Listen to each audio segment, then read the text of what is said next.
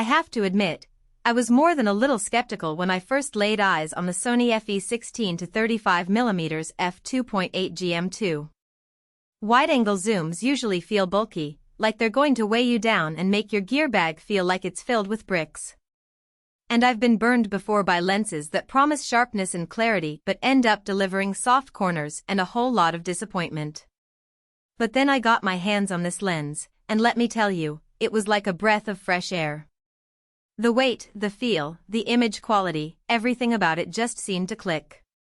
And if you want to check the product details on Amazon, the link is in the description. One of the first things I noticed about this lens was its size. It's the first full-frame f2.8 wide zoom that actually fits in a jacket pocket when you're not using it. I mean, think about that for a second, a lens that can handle everything from sweeping landscapes to cramped city streets, and it's small enough to toss into your pocket like it's a point-and-shoot camera. I took it on a recent trip to the mountains, where I was switching between hiking and city shots, and the weight difference over my old 16-35 was like night and day. You can handhold it all day without your arm going numb, yet it still feels solid, no plasticky flex when you're tightening the tripod collar. It's like Sony took all the best parts of their other lenses and mashed them together into this one perfect package. But enough about the build quality, let's talk about image quality. This is where the Sony FE 16-35mm F2.8 GM II really earns its G Master badge. I shot a sunrise at 16mm, and the corners were just as crisp as the center, no need to stop down to f4 like I used to with other lenses.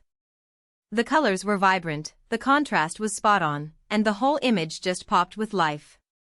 And at 35mm, I was able to isolate a single mountain peak against a lake, and the bokeh stayed creamy without any onion ring artifacts.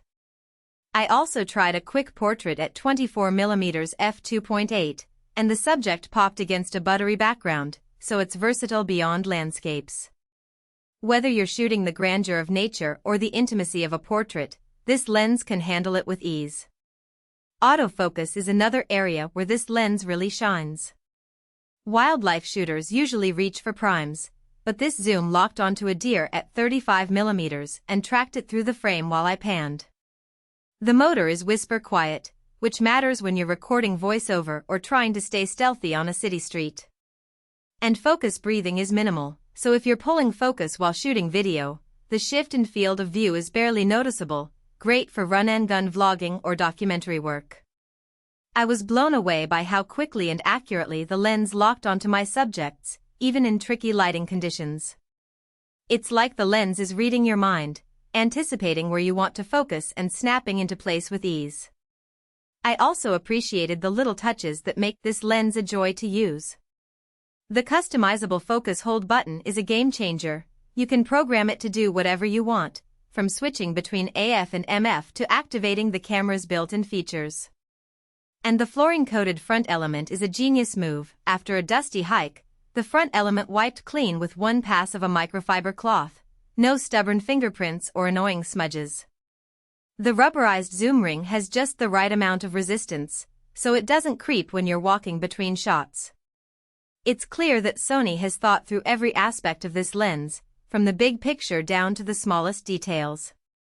Of course, there are a couple of trade-offs to consider. At f2.8, the corners aren't quite as snappy as a 24mm prime, but you're gaining 19mm of reach, and the difference is only visible if you pixel peep at 100%. And the hood is built-in, which saves space but means you can't swap to a matte box for cinema rigs. And let's be real, the price tag is steep, it's basically a mortgage payment. But when you factor in the weight savings and the fact that you're not buying two primes to cover the same range, it starts to feel less painful. Think about all the times you've had to sacrifice one type of shot for another, simply because you didn't have the right lens. If you shoot landscapes, architecture, or hybrid photo-video work, and you want one lens that can cover everything from the Milky Way to a street scene at golden hour, this is the one. It's the perfect addition to your kit, whether you're a seasoned pro or just starting out. It's the kind of lens that will make you wonder how you ever managed without it, the kind of lens that will inspire you to take your photography to the next level. And if you're ready to take the plunge, the link is waiting for you below.